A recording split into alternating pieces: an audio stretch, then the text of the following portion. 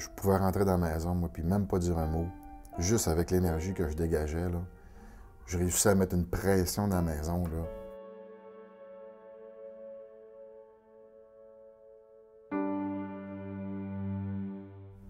On me l'a souvent dit. On m'a souvent dit, écoute, là, t'es pas correct, t'es rough avec ta blonde, ça n'a aucun bon sens. Il a intégré que la violence était payante. Puis il l'a répété, il l'a répété, il l'a répété, il l'a répété. C'est ça la différence entre quelqu'un qui a un problème de violence et quelqu'un qui n'en a pas. Elle savait, là, elle, qu'il y avait quelque chose. Elle savait qu'il y avait un problème de violence, elle savait que j'étais tough, elle savait que j'étais bête, elle savait que j'étais contrôlant. La violence, dans le fond, on sait que c'est pas une perte de contrôle, c'est une prise de pouvoir. Moi, je te dirais que je l'ignorais. Je me disais, elle capote. Elle s'imagine des affaires. Elle sait pas c'est quoi, c'est vraiment la violence. Parce que moi, dans le temps, je l'avais vu, mon père faire, puis je savais quand ça brassait dans la maison, tout revolait, puis il y avait des bris, puis ça paraissait, là. Tant que j'y avais pas touché, j'étais correct. Ce que j'y disais en parole, là, pour moi, j'étais convaincu que je faisais juste m'exprimer. Compte tenu qu'on travaille dans une problématique de violence conjugale, il peut y avoir aussi des risques de passage à l'acte. On évalue la dangerosité, l'urgence, et puis on cherche à identifier aussi les déclencheurs. À la séparation, là ça a été rough.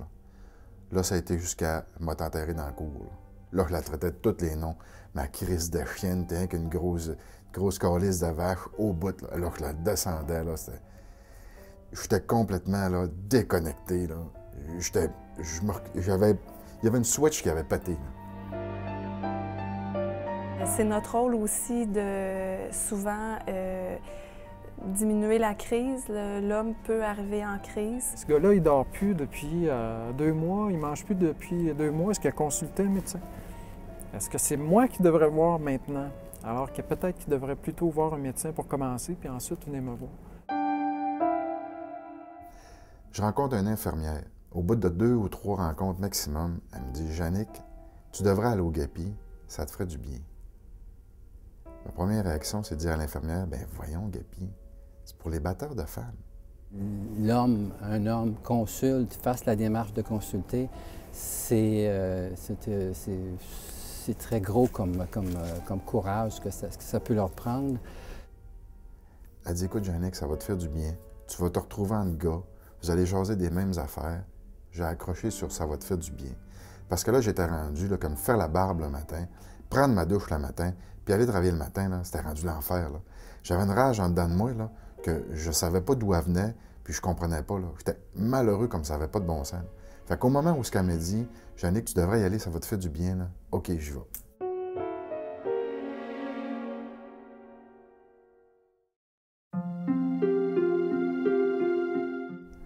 Je me souviens dans la voiture, là, j'avais le cœur qui débattait. Je me demandais vraiment où est-ce que je m'en allais, puis dans quoi je m'embarquais.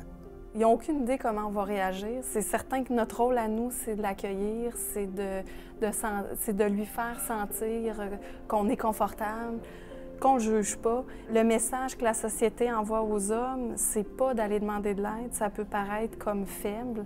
Nous, ce qu'on leur demande, c'est justement de montrer une vulnérabilité, de s'ouvrir, de nous faire confiance, de parler de leurs émotions. Il y en a plusieurs qui ne l'ont jamais fait. Les questions étaient vraiment... Ce que j'ai apprécié, c'était des questions très directes. Là. Comme je passais au peigne fin. Là.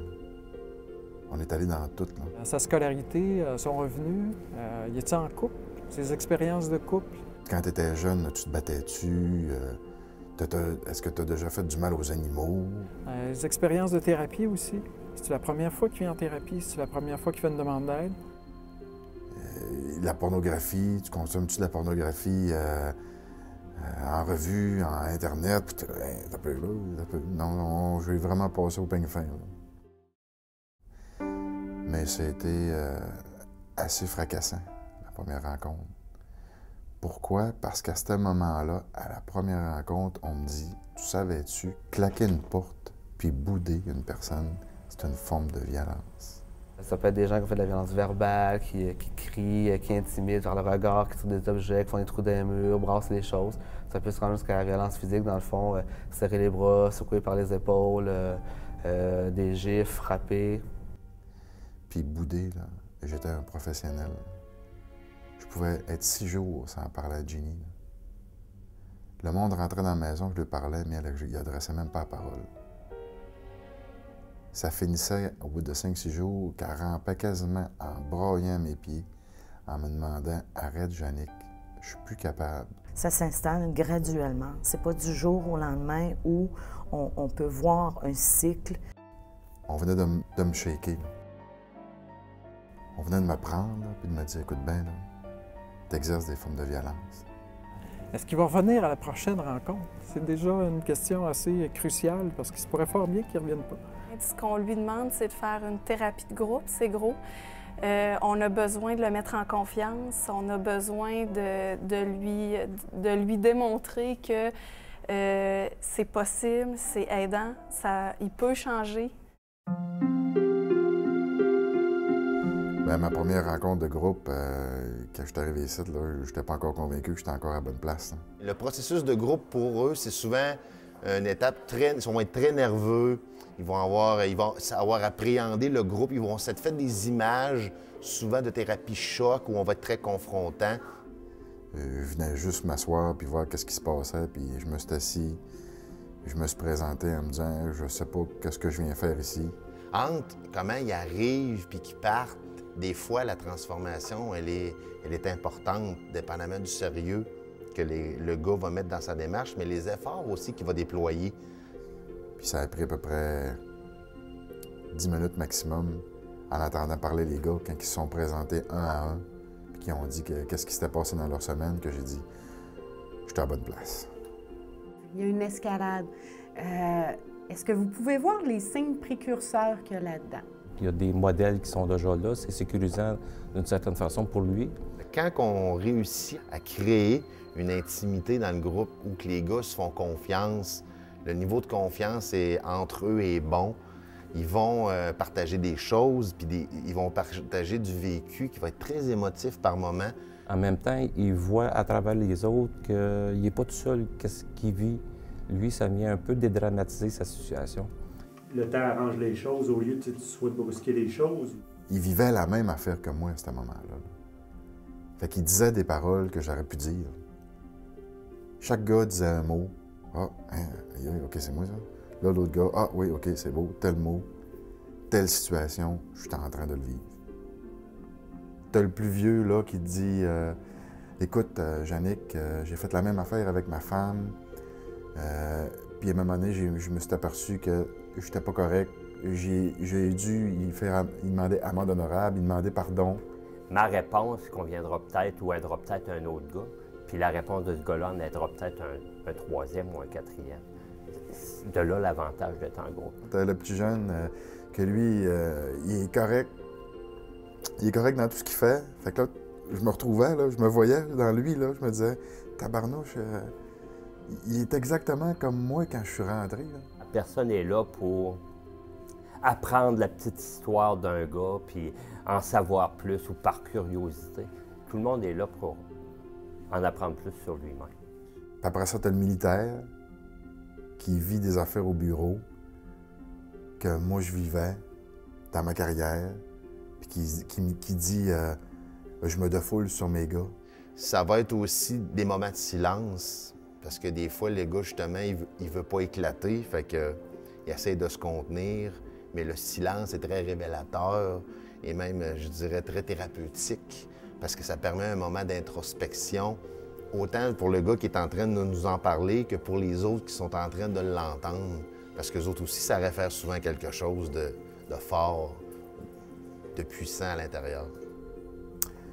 Tu sais, ce gars-là, là, il pouvait même pas me parler directement à moi en me disant « Jannick, ce que tu as fait là, tu réalises-tu que ça a telle conséquence? » Il avait juste à dire, à raconter une expérience que lui a vécue qui était semblable à moi. Puis il venait de me toucher. Là. Il venait de me prendre, puis de me brasser, puis de me faire « Hey, gars, ça a un impact ce que tu fais. » là. Tout ce que je tente de créer, surtout, c'est un climat où cet homme-là va pouvoir se présenter tel qu'il est dans toute sa honte, souvent. La honte est venue à un moment donné où là, tu réalises vraiment là, que vraiment, j'ai réalisé que j'avais commis des actes violents. Surtout quand on s'est mis à parler de ma fille aussi. Il y a des dévoilements qui se font des fois, c'est pas jojo. Là. Souvent, quand ils ont perdu la garde de leurs enfants aussi, c'est un sujet, ça, qui est très, très émotif. Parce que pour moi, là, ma fille était couchée quand je me chicanais avec sa mère dans ce temps-là. Il n'y avait pas d'impact, elle était couchée. Ben oui, là, la honte, elle a monté. Là, tout ce que j'ai pu me dire pendant tant d'années que je ne ferais pas ce que mon père a fait, ben là, vous venez d'embarquer dans la même maudite game.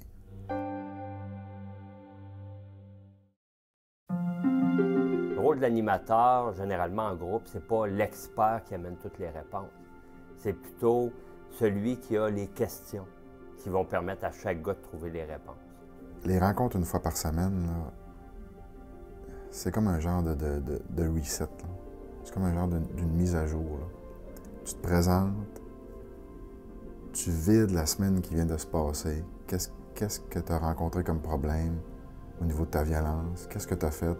Il y a des gars que la transformation, elle est majeure, puis il y a d'autres gars que la transformation, elle va être mineure, elle va être minime. Pas parce qu'on n'a pas bien fait notre travail, qu'on n'a pas bien posé, mais les gars ne partent pas du même endroit. Les gars, il y a des gars que la prise de conscience, quand ils arrivent en groupe, elle s'amorce. Puis après ça, tu repars pour une autre semaine en te disant, écoute, il faut que je fasse attention dans un sens parce que j'ai une autre rencontre qui s'en vient. Je peux-tu finir par avoir une rencontre à un moment donné puis dire, écoutez, là, j'ai eu une bonne semaine, les gars. Ça a bien été. Je me suis pas choqué par personne. J'ai été capable de faire mes time-out. Yannick, aujourd'hui, c'est une personne avec qui on est capable de parler. Avant, c'était probablement plus une personne contrôlante, donc qui était plus raide, probablement verbalement. Aujourd'hui, il est capable, quand il voit que c'est pas correct, il est capable de s'asseoir, de penser, puis de revenir sur le sujet s'il s'est passé quelque chose. Moi, je le fais à la première rencontre d'accueil, quand le client vient nous voir. Déjà là, on met ça en place, on leur propose le time-out comme outil.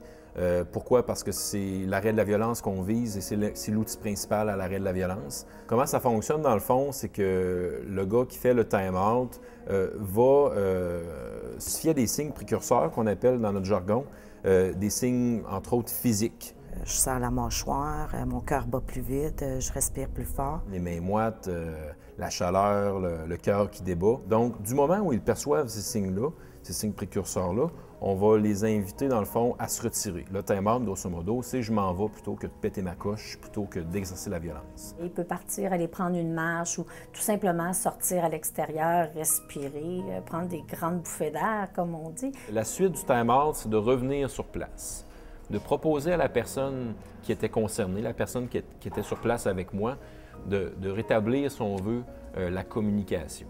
Après ça, il rentre, puis tout va bien. On est capable de discuter à ce moment-là. Le gars, il essaye vraiment de dire, oups, quand il voit qu'il exagère sur quelque chose, soit une parole, qu'il est capable de s'asseoir puis faire comme, oh, attends un peu, c'est pas correct ce que j'ai fait ou ce que j'ai dit. Le time-out ne permet pas seulement d'arrêter et de ne pas faire d'actes violents. Ça permet aussi d'avoir un processus de réflexion qui va m'amener aussi à mieux me connaître, puis à mieux communiquer mes besoins et à mieux me responsabiliser pour vivre finalement avec mes valeurs, puis mes aspirations, puis m'accomplir. Avant, ce que je faisais, tout était correct. À cette heure, ce que je fais, quand je tombe dans la trail, dans la gravelle, quand je suis plus sur l'asphalte, bien là, je sais que je suis dans la gravelle. Puis je sais qu'il faut que je fasse attention. C'est une amorce de changement. On fait partie de sa vie pendant 6 mois. Suite à ça, ça ne peut pas s'arrêter là. Ça ne peut pas être une finalité en soi. Tu as besoin d'assurer ta vigilance, quels moyens tu vas te donner, comment tu vas aller chercher ça dans ton réseau, qu'est-ce que tu peux venir chercher chez nous aussi. Dans plusieurs de ces organisations-là qu'on appelle de deuxième phase, qui permettent aussi aux hommes qui ont suivi des thérapies de comme consolider leur acquis ou d'avoir du soutien quand il se passe des crises aussi. que ce soit le groupe de deuxième phase, que ce soit des rencontres de suivi post-thérapie, que ce soit par des écoutes téléphoniques, que ce soit par une reprise aussi du cheminement, ça peut arriver. Mais comment il va s'assurer de continuer cette démarche de changement-là qu'on a essayé d'installer? On ne peut pas évaluer la réussite de la même façon pour tous les participants. C'est du cas par cas, c'est selon sa situation, selon ses objectifs, selon ses besoins, selon même où il est rendu, ses capacités. Souvent, les gars prennent ça comme une punition de venir chez nous, mais c'est pas une punition, on travaille en réhabilitation. Ce qu'on veut, c'est aider ces gars-là, que ces gars-là adoptent des comportements pacifiques, leur donner une nouvelle façon, une nouvelle vie des fois. De voir comment le gars il a franchi notre porte puis qu'il va la requitter, ça, c'est ma paye d'intervenant parce que oui, ils vont changer, puis beaucoup souvent pour de ça. J'ai référé à plusieurs reprises des hommes parce que je disais, si vous voulez vraiment le service qui s'adapte pour vous, puis entre hommes, de discuter de ce que vous vivez, je vous suggère d'aller, exemple, nous, dans la région de Québec, le GAPI. Mais toutes les régions sont couvertes actuellement, ce qui est intéressant. Je pense qu'il y a une grande conviction que ces organismes-là doivent exister et qu'ils sont en mesure d'offrir les services que dans d'autres organisations. Chacun a des mandats. Hein? Alors, je pense que la police sait qu'ils ne peuvent pas faire de thérapie, mais qu'il y a des bons endroits aussi pour que les hommes puissent en recevoir. Et je pense qu'ils ont fait leur preuve aussi. Chez nous, les gars, ils ont cette chance-là de pouvoir retrouver qui ils sont. Leur partie saine, la partie saine de ces gars-là, bien, quand ils font un cheminement chez nous, c'est ça qu'ils viennent chercher. C'est ça qu'on peut leur offrir, je pense. À un moment donné, je vais porter ma fille chez sa mère, puis on a une discussion. Puis après la discussion, sa mère, elle me dit « Yannick, ça paraît que tu t'es pris en main, ça paraît que tu fais des démarches personnelles. Tu as de l'air beaucoup mieux dans ta peau. » J'ai fermé la porte, puis je me souviens super bien. Je me souviens vraiment bien de ce moment-là que... Oh, c'est comme si j'avais 4 poumons. Là. On venait de me donner 4 poumons. Je respirais bien. Je me sentais bien en dedans de moi. Je me sentais heureux. Puis j'étais fier. J'étais vraiment fier.